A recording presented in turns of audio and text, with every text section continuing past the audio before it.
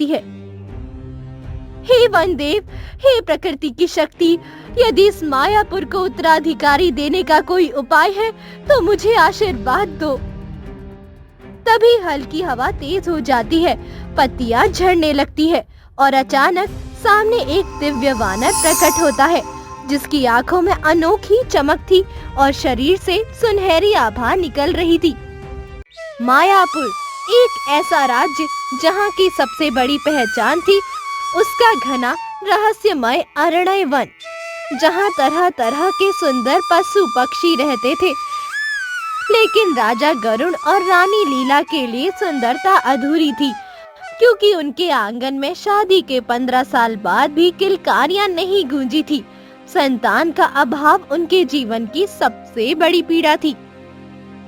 सम्राट, हर साल एक नई आशा के साथ व्रत रखती हूँ, हर मंदिर की देहरी पर माथा टेकती हूँ, पर ये कोख ये अभी भी सूनी है। पता नहीं सारे दुनिया के दुखों को सुनने वाले भगवान मुझे निसंतान स्त्री की करुण पुकार क्यों नहीं सुनते। रानी लीला, मैंने तुम्हें कभी किसी कमी का एहसास नहीं होने दिया, फिर यह दुख क्यों पाल रखा है? तुम्हें दुखी देखकर मैं अपने राजकाज पर ध्यान नहीं दे पाता। आप राजा है, सम्राट है, पर मेरी पहचान, मैं एक माँ नहीं बन सकी। बस इसी पीड़ा ने मेरी आत्मा को घेर लिया है। राजा और रानी की इस पीड़ा को केवल वे ही नहीं, पूरा महल महसूस कर रहा था और सारे दरबार में कानाफूसी होती रहती थी। मुझे तो लगता है ये राजा जिंदगी भर निसंतान रहेगा। हमें अपने राज्य के उत्तराधिकारी के लिए नए प्रतिभाओं की तलाश शुरू कर देना चाहिए। सही कहा मंत्रीवर, जब ये राजा जवानी में अपनी रानी की गोद नहीं भर सका तो इस अधेड़ अवस्था में क्या ही उखाड़ लेगा। और नहीं तो क्या, जब देखो तभी अपना सारा राजकाज हम राज कर्मचारियों पर डाल खुद उस बांझ रानी के साथ बैठा रहता है। अगर हम पर इतना ही भरोसा है तो हमें ही राजा क्यों नहीं बना देता? खुद क्यों बना बैठा है, जोरू का गुलाम कहीं का। तभी पेड़ के पीछे छिपी रानी लीला सब बात सुन लेती है और दुख भरी सिसकियां भरते हुई बुदबुदाती है। तो हमारे निसंतान होने के कारण लोग मेरे परमवीर सम्राट और मुझ जैसी सती स्त्री के बारे में ऐसा सोचते हैं। इसमें मैं इनको भी क्या दोष दूं? जब भगवान ही मेरे साथ नहीं तो गैर लोगों से क्या ही उम्मीद करना। तभी रानी लीला ने ठान लिया कि अगर भगवान उनकी पुकार नहीं सुन रहे तो वे स्वयं देवताओं की शरण में जाएंगी। इसीलिए वो अपने सारे सजीले वस्त्र उतारकर एक साधारण सफेद साड़ी पहनती है और अपनी बूढ़ी सेविका के साथ महल से बाहर निकल पड़ती है। महारानी, अरण्य वन जाना सुरक्षित नहीं, वहाँ अजीब अजीब घटनाएं होती है।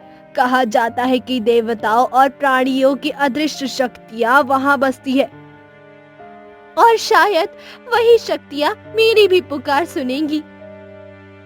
वे दोनों घने जंगल में प्रवेश करती है, जहाँ रानी लीला एक विशाल प्राचीन वृक्ष के नीचे घुटनों के बल बैठ जाती है और आंखें बंद कर प्रार्थना करने लगती है।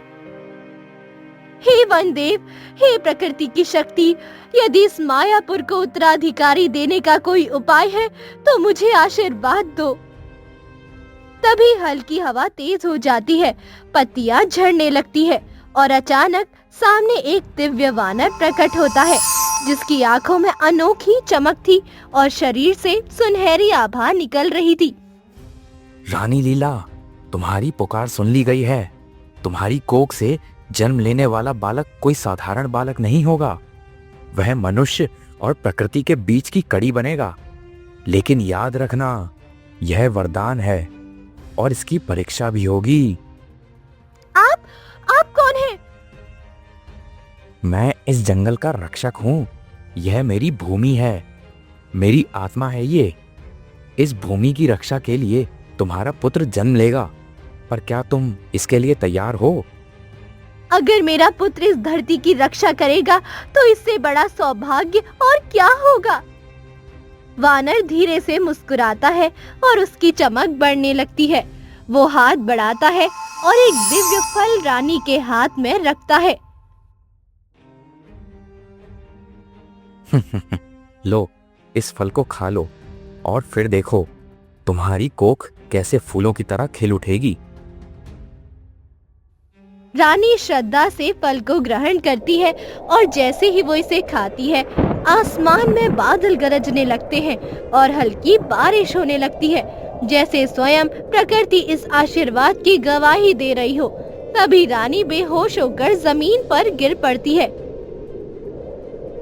वानर देवता की जय हो, वानर देवता की जय हो, रानी लीला गर्भवती हो गई।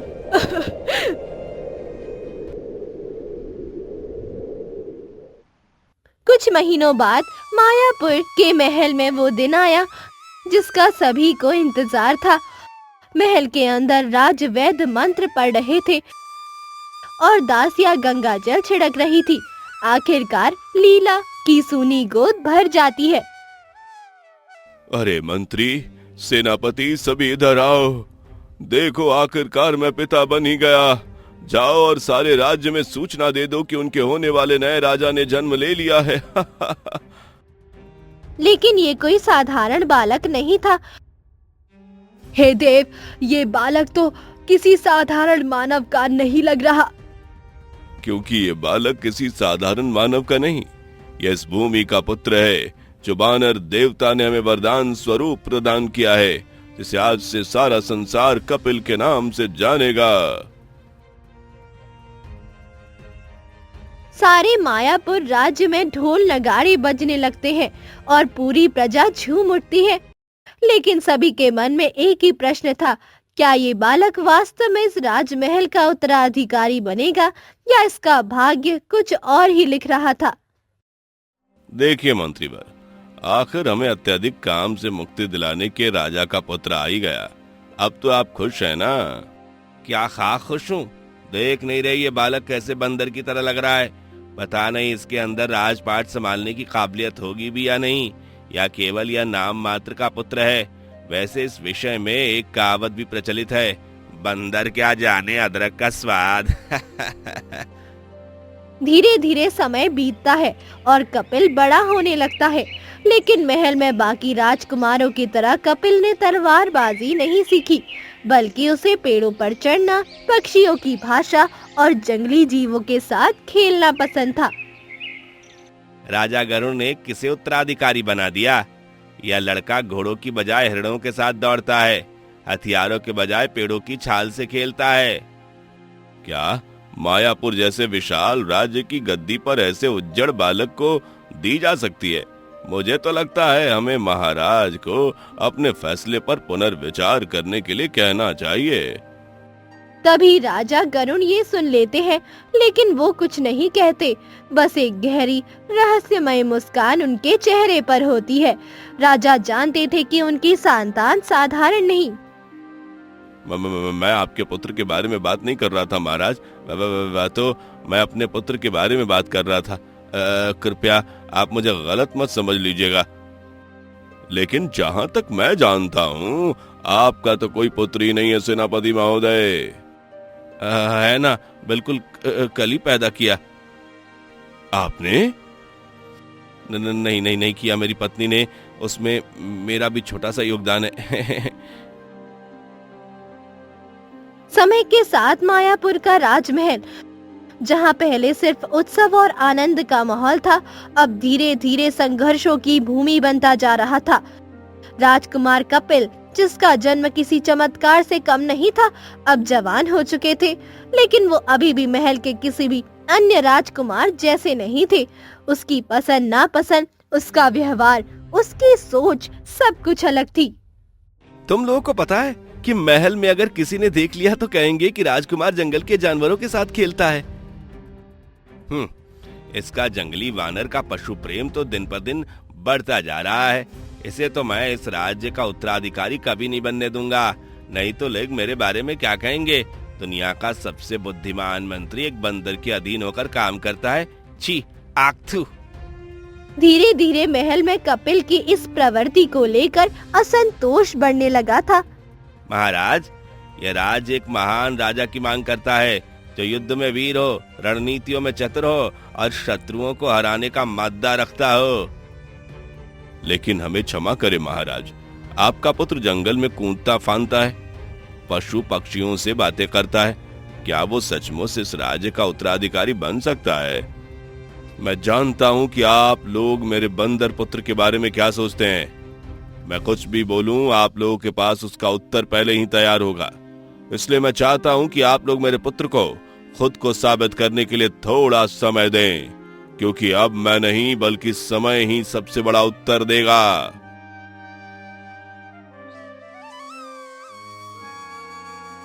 इन्हीं तनावों के बीच एक बुरी खबर मायापुर पहुंची। पड़ोसी राज्य कलिंगा का राजा भद्र मायापुर पर आक्रमण की तैयारी कर रहा था। ये सुन सारे दरबार में अचानक हलचल मच जाती है। महाराज, राजभद्र ने संदेश भिजवाया है। अगर मायापुर का उत्तराधिकारी योग्य है तो वह युद्ध में सामने आए, अन्यथा यह राज कलिंगा का अधीनस्थ माना जाएगा। यह तो सीधी चुनौती है महाराज, हमें तुरंत युद्ध की तैयारी करनी होगी। एक युद्ध मात्र सत्ता के लिए? क्या बिना रक्त बहाए यह संकट नहीं टल सकता? युद्ध और रक्तपात तो राजाओं की पहचान है। राजकुमार, आप तो जंगल में घूमते हैं, आपको क्या पता युद्ध क्या होता है? अगर कलिंगा हमें हमारी शक्ति मापने की चुनौती दे रहा है, तो हम अपनी ही शर्तों पर उसे उत्तर देंगे, और वह उत्तर तलवार से नहीं बुद्धि से होगा। ये सुन पूरा दरबार आश्चर्य से कपिल को देखने लगता है। सेनापति उसका मजाक उड़ाते हुए बोलते हैं, आपके कहने का क्या मतलब है बंदर? मेरा मतलब है राजकुमार, क्या हम दुश्मन देश के सामने शस्त्र उठाने की बजाय उनके पास एक बित्ते की कलम लेकर पहुंच जाएं? आए? मैंने जो कहा मैं उसके लिए उत्तरदायी हूं सेनापति महोदय। आपने जो समझा उसके लिए नहीं। आप शायद इस कपिल को पूरी तरह से जान नहीं पाए हैं। कपिल जानता था कि उसके पास कलिंगा की विशाल सेना से लड़ने के लिए सैनिक कम है, लेकिन उसके पास एक और शक्ति थी, प्रकृति की शक्ति, जिसका इस्तेमाल करने में वो सिद्ध हस्त था। अगर हम कलिंगा की सेना को जंगल के अंदर फंसा लें, तो हमारी जीत पक्की होगी। पर राजकुमार, जंगल में युद्ध लड़ना असंभव है, और ये बात आप भी जानते हैं। वहां तो हर एक पौधा भी जानलेवा हो सकता है। यही तो हमारी जीत का रहस्य है। कलिंगा की सेना जंगल से परिचित नहीं है, लेकिन मैं हूं। जंगल हमारा मित्र होगा और हम उसी के सहारे ये लड़ाई जीतेंगे। लेकिन जहां कपिल अपनी योजना बना रहा था, वहीं महल के अंदर एक और साजिश रची जा रही थी।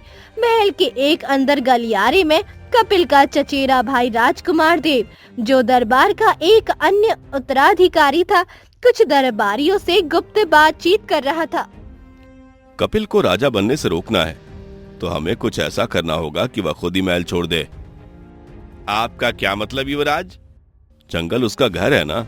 अगर वहां उसे एक धोखा दिया जाए, अगर उसकी ही बनाई गई योजना उसके खिलाफ मोड़ दी जाए तो? देव की आंखों में एक शातिर मुस्कान चमकती है। उधर कपिल अपनी योजना को अंतिम रूप देने के लिए जंगल जाता है और अपने जानमन मित्रों से सहायता मांगता है। मायापुर का भविष्य सिर्फ मनुष्यों के हाथ में नहीं, बल्कि तुम्हारे भी हाथ में है मित्रों। क्या तुम इस युद्ध में मेरी सहायता करोगे? सभी हाँ में सिर हिलाते हैं।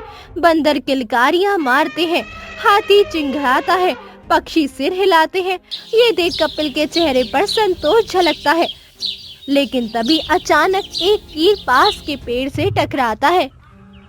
राजकुमार, हमें धोखा दिया गया है। कोई धोखेबाज हमारी योजना को भेद कर कलिंगा को ये बात बता चुका है। क्या? इसका मतलब महल के अंदर से ही किसी ने मेरा साथ विश्वासघात किया है, तो मैं उसे छोड़ूंगा नहीं।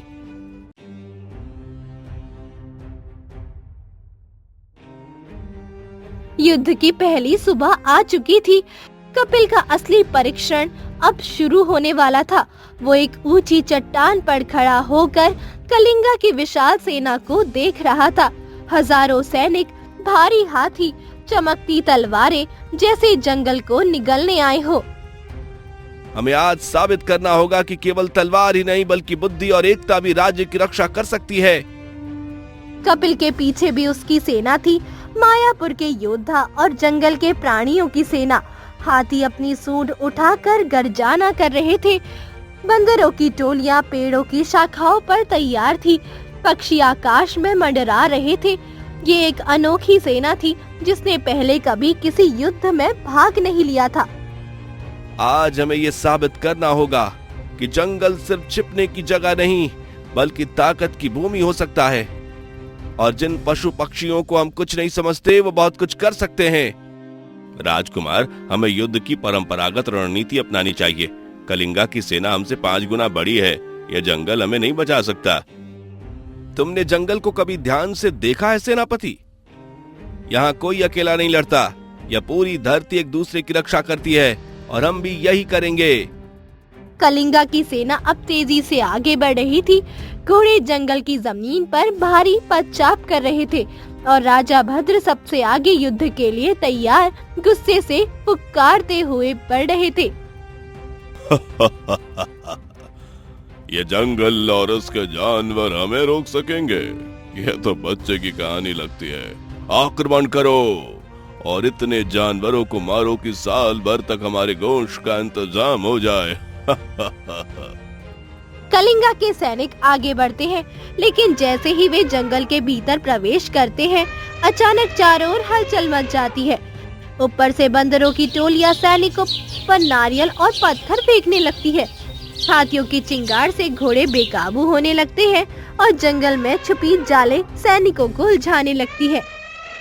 अरे ये क्या हो रहा है?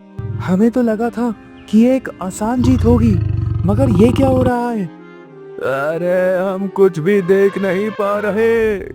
ऐसा लग रहा है जैसे ये जंगल खुद जिंदा हो गया हो। डरो मत, ये सब छलावा है। आगे बढ़ो। दुनिया के सबसे बुद्धिमान प्राणी मनुष्य इस रिच बंदरों से पराजित नहीं हो सकते, किसी भी हाल में नहीं।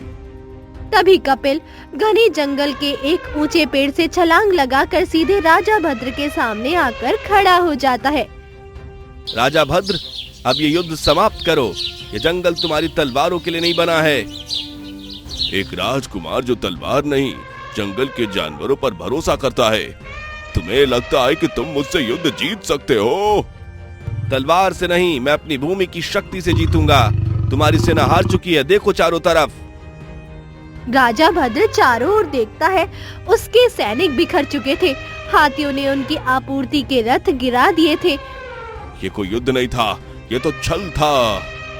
युद्ध में जीतने के लिए सिर्फ ताकत नहीं, बुद्धि की भी जरूरत होती है, और जो धरती हमारी माँ हो उसे बचाना हमारा कर्तव्य है। वैसे इस गोरीला युद्ध कहते हैं इसे, शायद तुम्हें ये बात पता नहीं। चारों तरफ जंगली जानवरों से घिर चुका राजा भद्र समझ जाता है कि वो हार चुका है, इसीलिए वो अपनी तलवार नीचे रख देता है। तुम वास्तव में राजा बनने योग्य हो कपिल। तुमने यह सिद्ध कर दिया कि सच्चा राजा वो होता है जो अपने राज्य को बचाने के लिए युद्ध से पहले बुद्धि का प्रयोग करे। तभी राजा भद्र अपने सैनिकों को लौटने का आदेश देता है, जिसके साथ युद्ध समाप्त हो जाता है और मायापुर की सेना और जंगल के जीव एक साथ कपिल का जय घोष करते हैं। हमारे होने वाले नए राजा वानर राज कपिल की जय हो। वानर राज कपिल की जय हो। वानर राज कपिल की जय हो।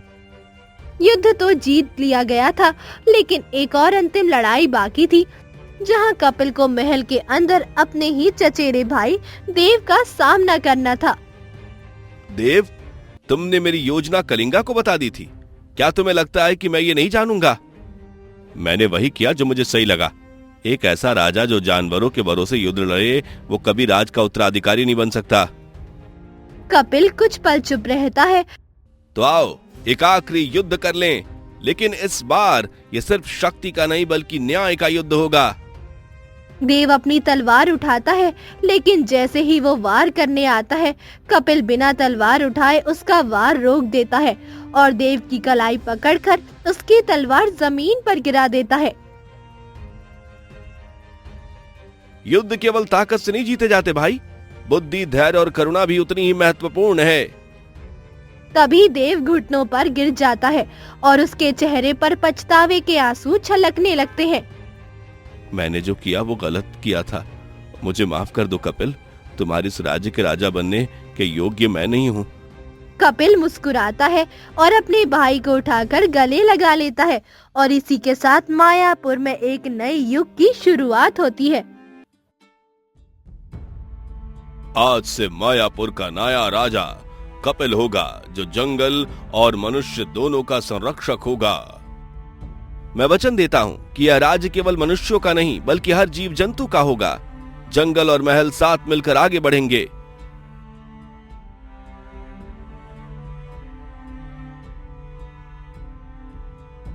ये सुन बंदर फिर से किलकारियां मारते हैं, हाथी फिर से चिंघारते हैं, पक्षी फिर से आसमान में उड़ान भरते हैं, क्योंकि मायापुर में एक नया युग शुरू हो चुका था।